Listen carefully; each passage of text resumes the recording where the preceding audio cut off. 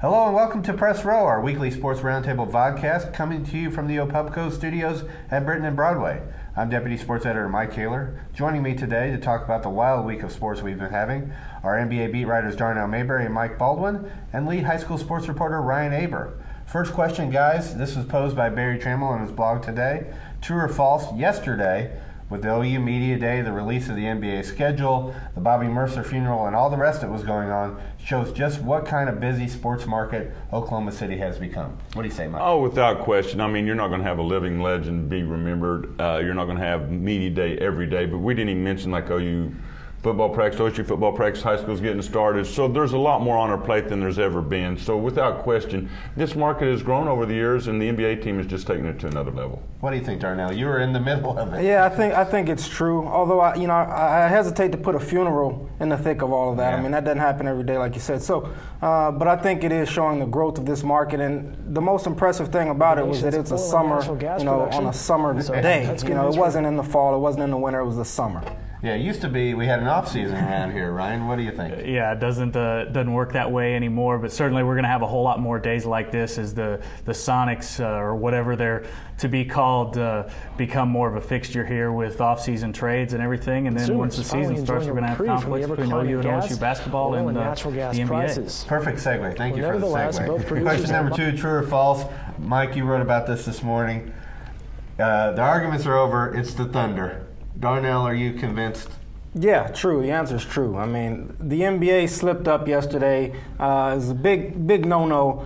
They sort of let the cat out of the bag. When you log onto the schedule, you click Oklahoma City, and it takes you to NBA.com/Thunder. So, there's not much they can say at that point to sort of dispute the fact that the team name is going to be Thunder.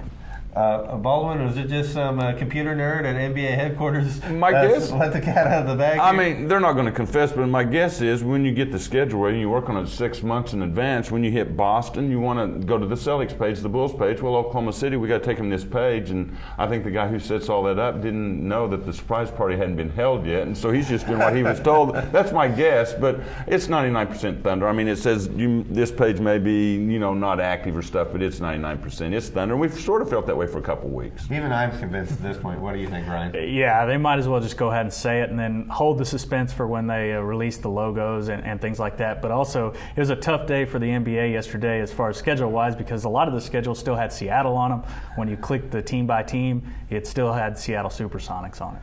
Well, it's all going to be sorted out eventually. Next question, we're going to talk about the other news that happened today, not in Oklahoma City. That's Brett Favre. True or false, guys? Brett Favre will fall flat as a New York Jet. Ryan Aber. That's false. I think he's going to come out and have a pretty good season, not nearly as good as he had last year, but it's not like the Packers had a ton of talent around him even last year.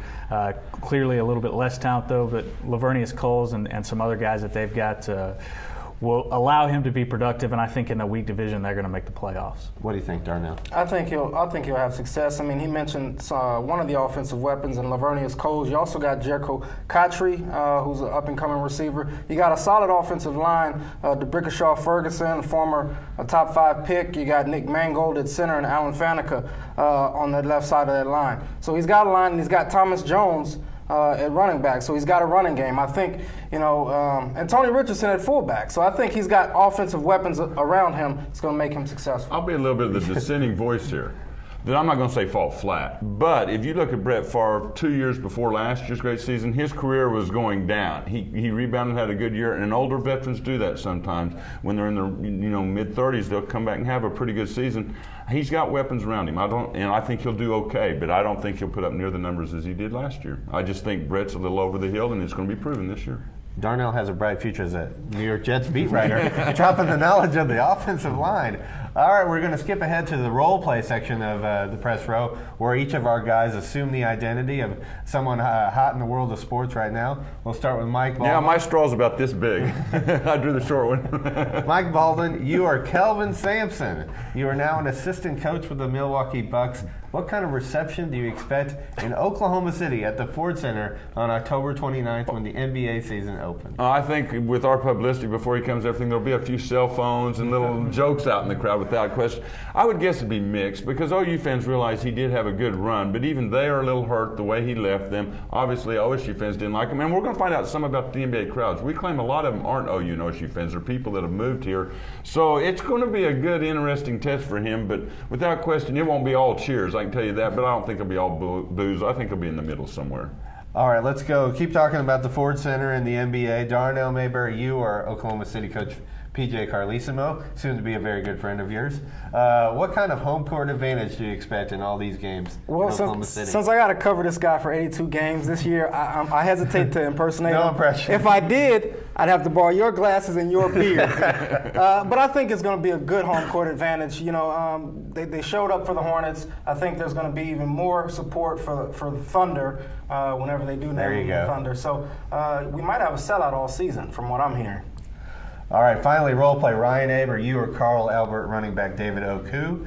This morning in the paper, we put that you're considering 4 schools: Louisville, Florida State, Tennessee, and Nebraska. Who is it going to be, really? Well, first of all, I've got to borrow Darnell's hair.